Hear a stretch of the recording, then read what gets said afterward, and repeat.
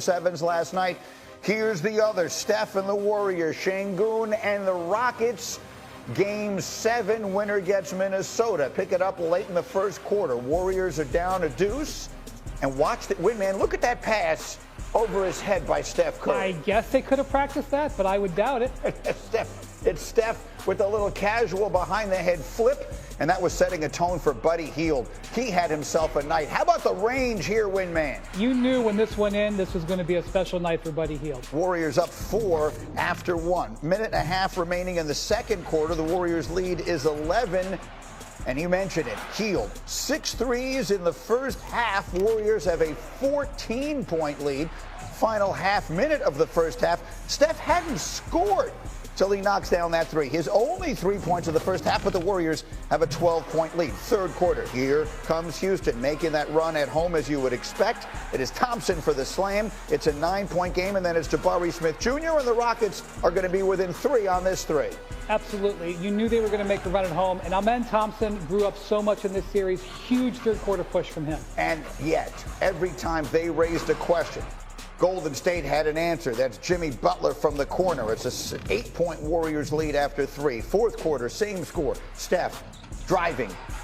Good. Warriors by 10. Mr. Inside. We know him, of course, he's Mr. Outside. Step back 3. Okay, Steph is getting hot. Warriors by 13. Just over 8 minutes to go in the fourth. Warriors lead by 7.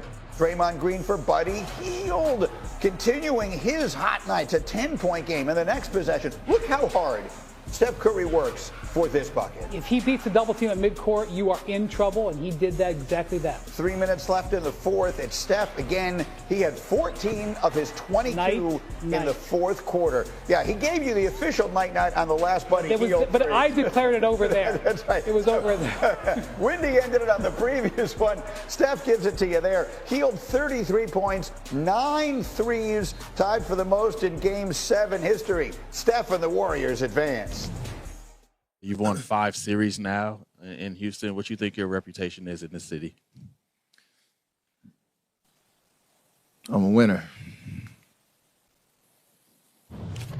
Well, sometimes the simplest responses are the best.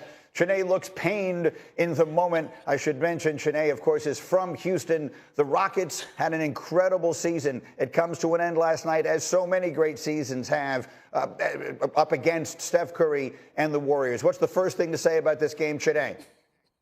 Painful for me and my Houston roots.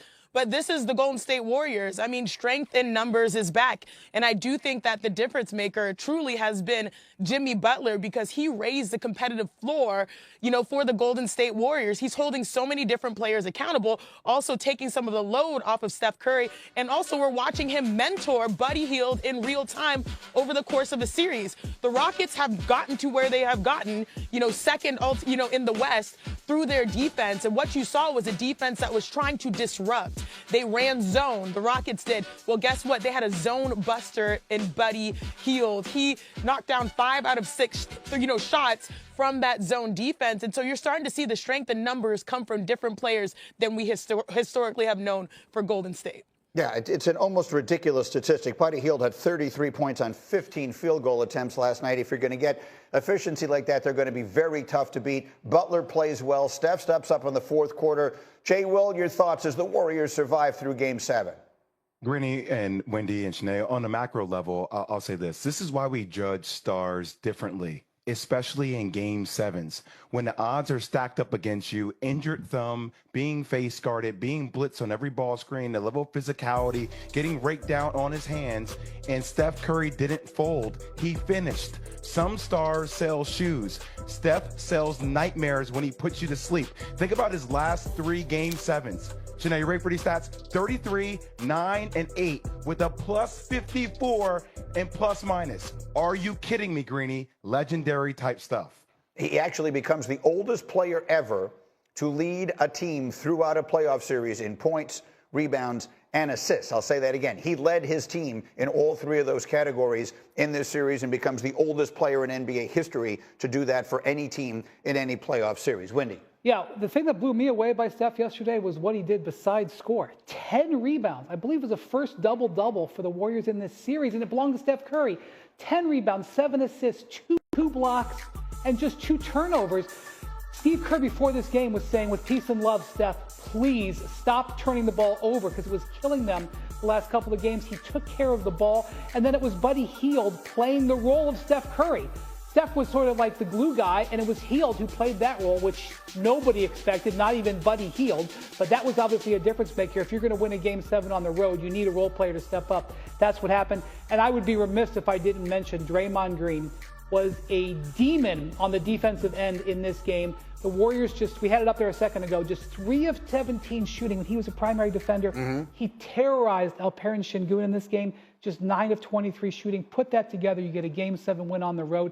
The Warriors survive and advance. The Warriors win a Game 7 on the road in which they got a combined total of 3 points off of their bench, which is, we sat here all of last week and talked about how the Lakers didn't have depth. The Lakers didn't have anything coming off their bench. The Warriors didn't get anything off their bench last night and still won. Yeah, and I do think this is going to be an issue in the next round against the Wolves because the Wolves had terrific depth in that series against the Lakers, and the Wolves have great size, and size is going to be an issue for the Warriors too.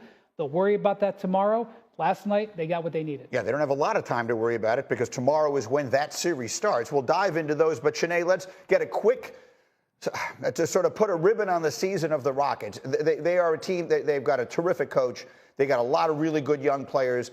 But there are a lot of people who will look at that team and say they're one big piece away. They're one like major star away.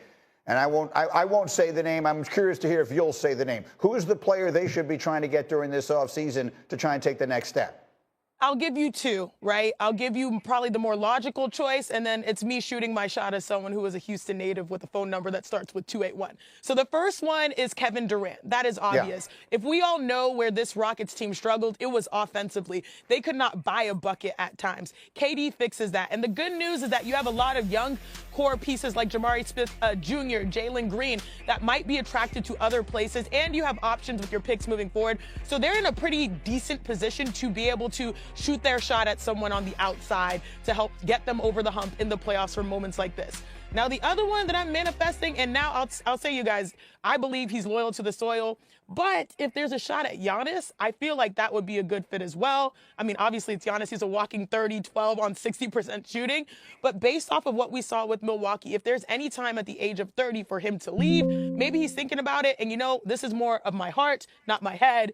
If Giannis looks elsewhere, we know he's trained with the legend, Hakeem Olajuwon. There's respect for the foundation of basketball excellence that Houston had 30 years ago. Now, that's been a long time, but we're looking for a star to bring us back to a mountaintop. Again, this is me personally shooting my shot. I believe Giannis is extremely loyal, but I wouldn't be surprised if Houston is going to look outside and be like, maybe we can look at these 2 types of players. Well, Wendy, I was expecting her to say Kevin Durant. The Giannis of it all is interesting. Talk me through Houston's offseason. Okay, first, everything, we're going to be talking more about this as the week goes on. Next Monday is a massive day on the NBA calendar.